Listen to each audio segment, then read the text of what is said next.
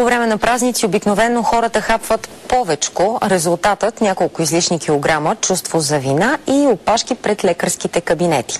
Как да се справим с това? Съветите на специалистите събра Мария Ванкова.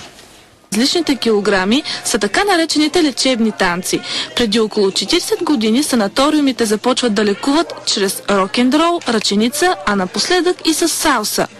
При 2 часа танцуване се постига следния енергоразход.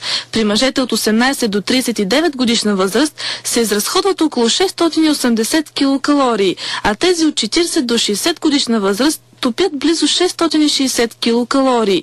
При жените енергоразходът е по-малък. Дамите от 18 до 39 годишна възраст изразходват средно около 570 килокалории, а тези от 40 до 60 годишна възраст 550.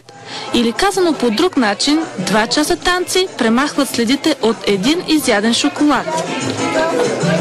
Хора, които се занимават много постоянно и хора, които идват в залата и идват доста редовно, са отслабнали. Освен, че ще стопите излишните килограми, натрупани покрай празниците, с танците ще залечите и чувството за вина от преяждането. Неповторимо, просто всякакво напрежение оставяш тук в залата. Нищо не остава за вкъщи. Идваш, разтоварваш се и си психически, емоционално освободен. За BTV новините Мария Ванкова.